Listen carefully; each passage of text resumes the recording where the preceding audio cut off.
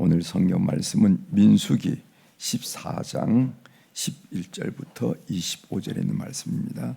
민수기 14장 11절부터 25절에 있는 말씀.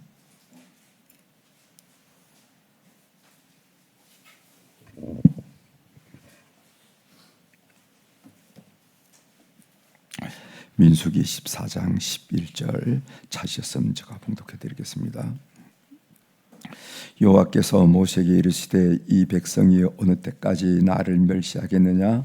내가 그들 중에 많은 이적을 행하였으나 어느 때까지 나를 믿지 않겠느냐? 내가 전염병으로 그들을 쳐서 멸하고 네가 그들보다 크고 강한 나라를 이루게 하리라.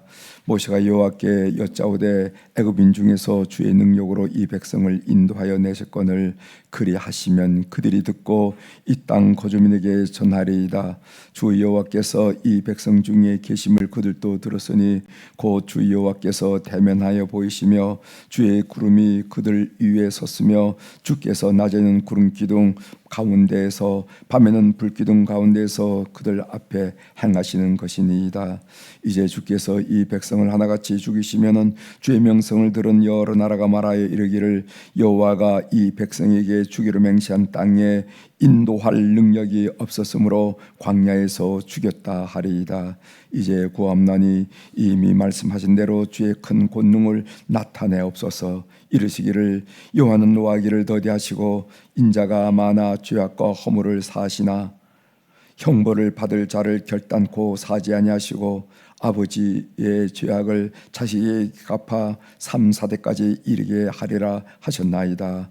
구하옵나니 주의 인자의 광대하심을 따라 이 백성의 죄악을 사하시되 애굽에서부터 지금까지 이 백성을 사신 것 같이 사하시옵소서.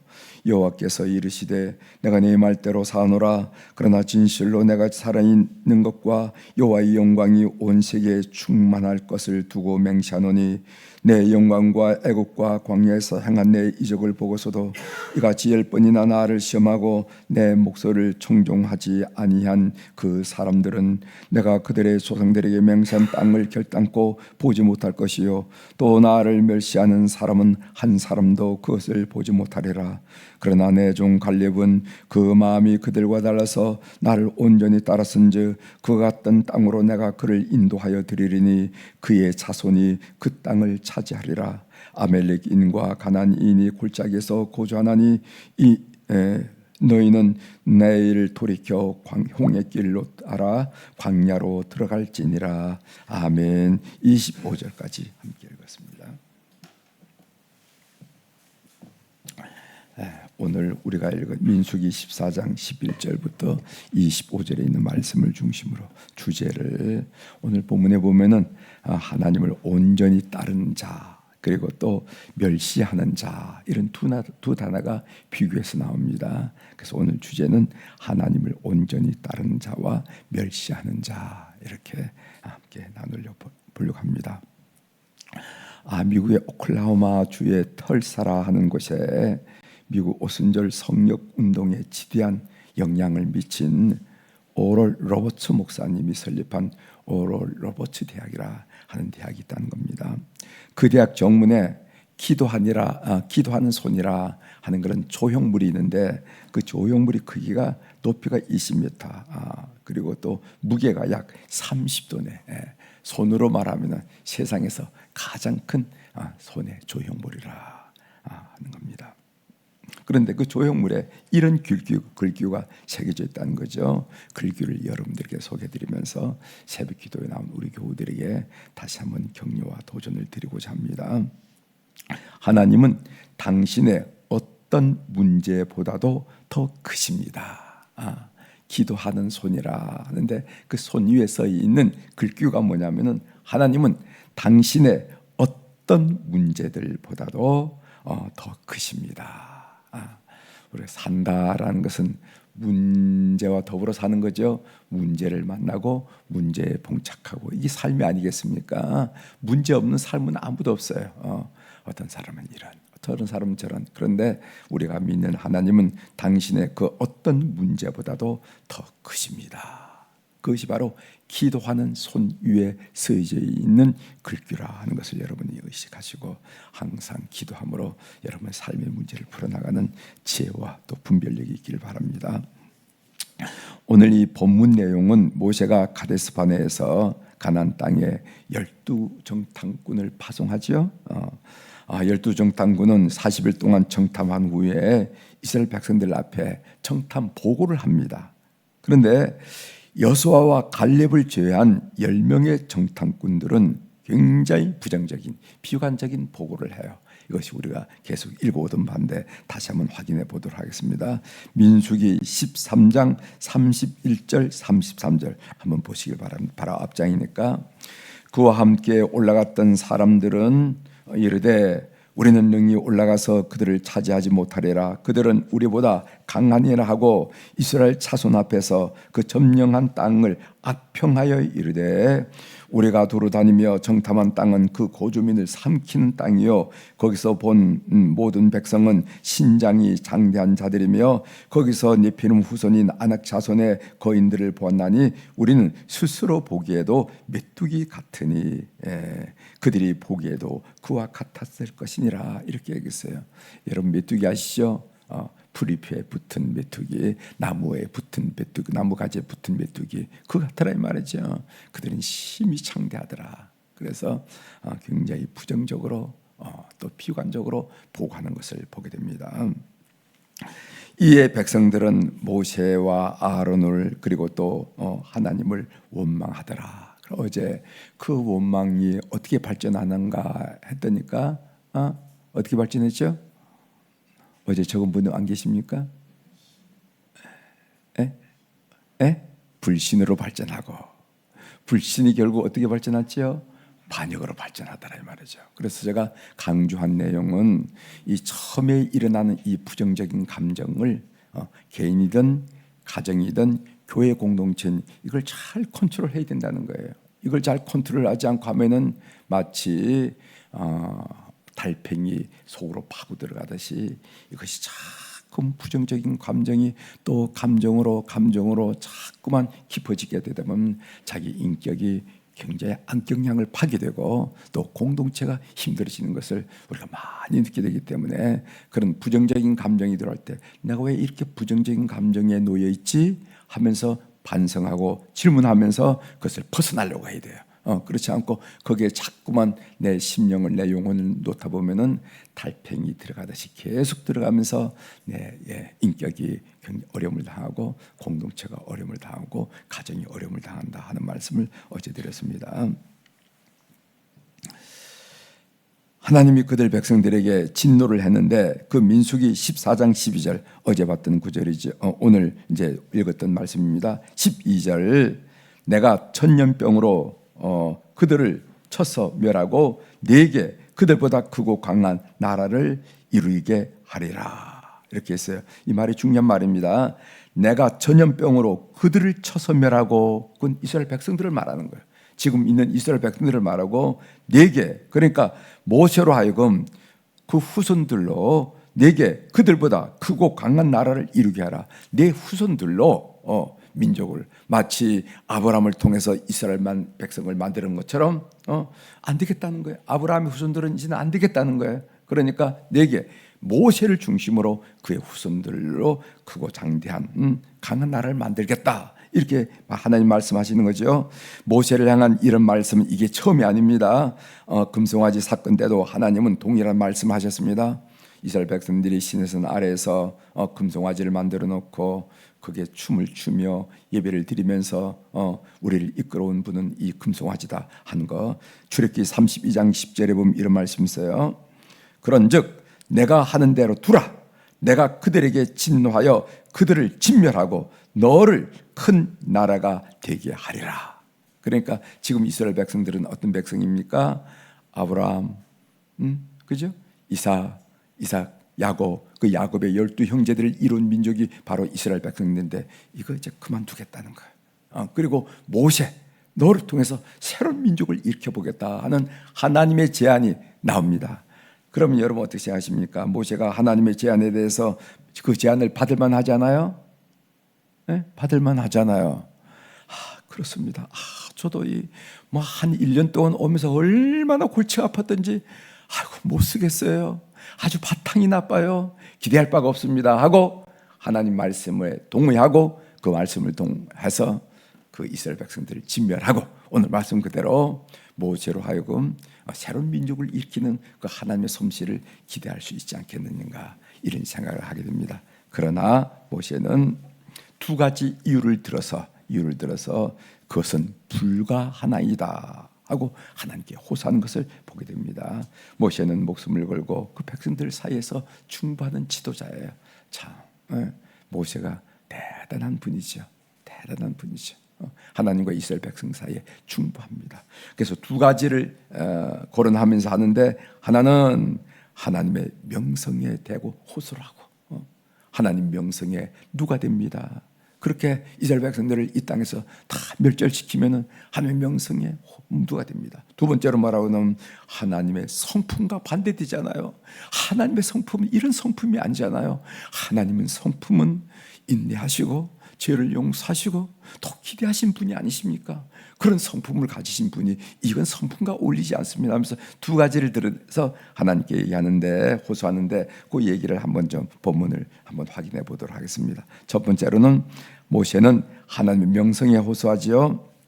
15절 16절 이제 주께서 이 백성을 하나같이 죽이시면 주의 명성을 들은 여러 나라가 말하여 이르기를 여호와가 이 백성에게 주기로 맹세한 땅에 인도할 능력이 없었으므로 광야에서 죽였다 하리이다. 하나님이 어떤 하나님입니까? 홍해를 가르시고 하늘에서 만나를 내리시고 메추라기를 내리시고 목마른 백성들을 위해서 반석을 깨뜨린 그런 능력의 하나님인데, 여기서 다 멸절을 시키면은 애굽 사람입니다. 이곳에 사는 이주민들이 그 소문을 듣고 무슨 얘기를 하겠습니까? 능력이 없어서 여기서 다 멸절시켰다, 이런 소문이 나지 않겠습니까? 그는 하나님 명성에 어울리지 않습니다. 이렇게 기도하는 분들이 계세요. 어떻게 기도하면은, 하나님, 내가 힘든 일을 당하고 내가 어려움을 당하는 건 나는 받아들일 수가 있어요.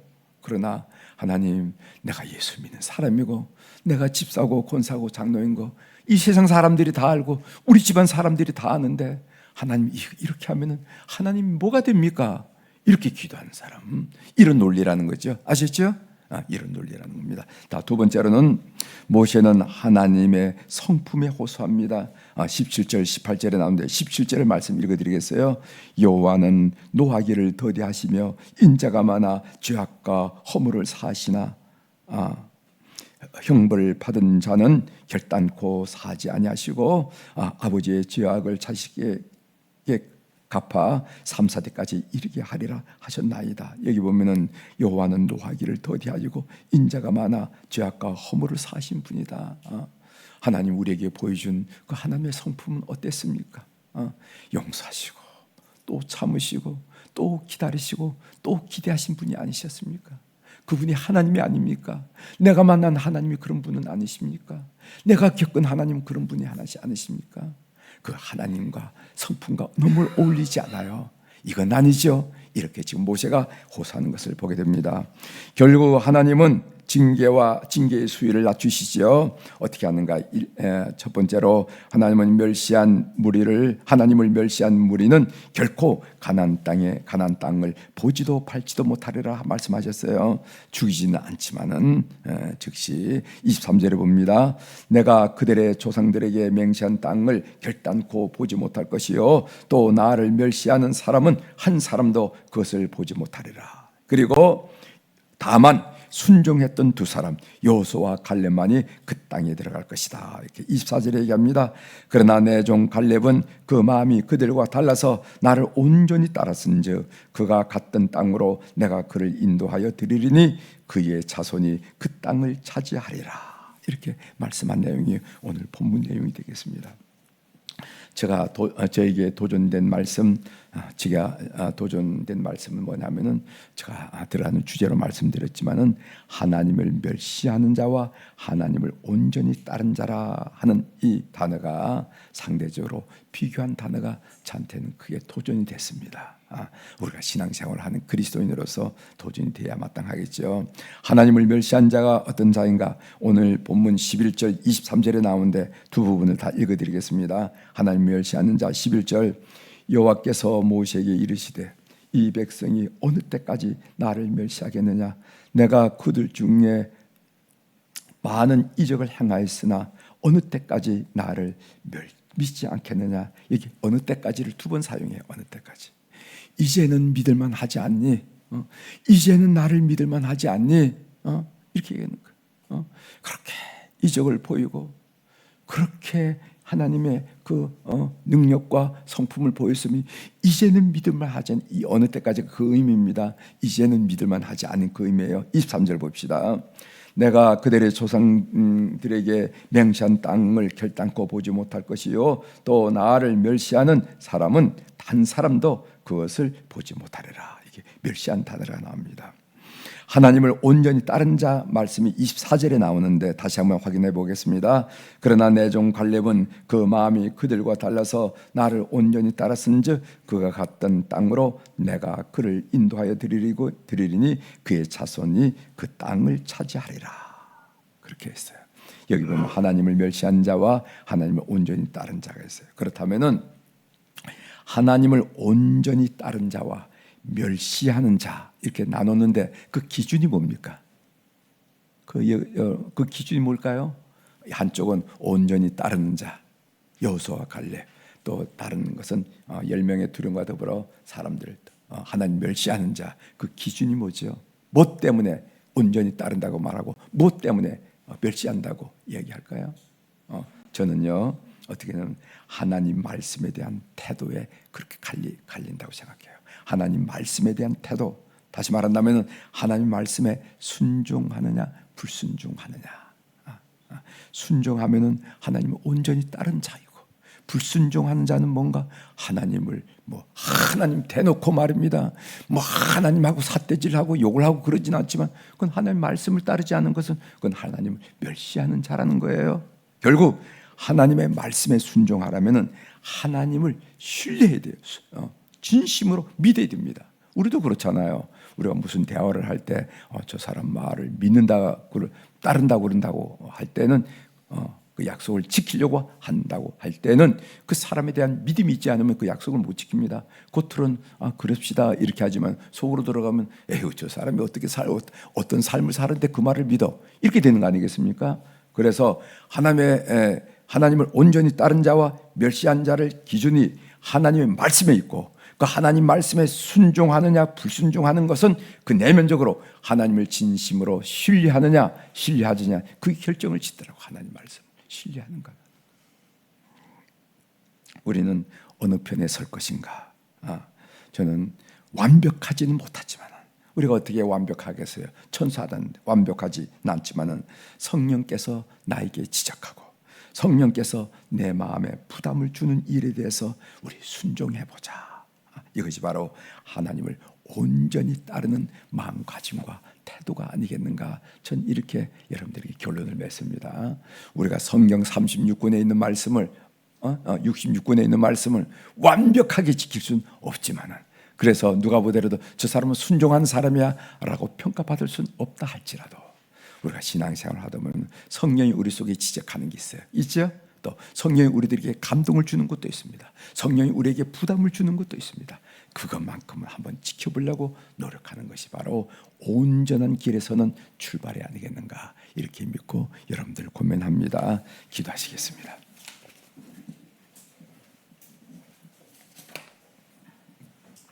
하나님 아버지, 오늘 우리가 본문을 묵상하는 가운데 하나님을 온전히 따르는 자 그리고 하나님을 멸시하는 자 이런 두 단어가 상대적으로 비교되어 나오는 것을 우리가 보게 됩니다.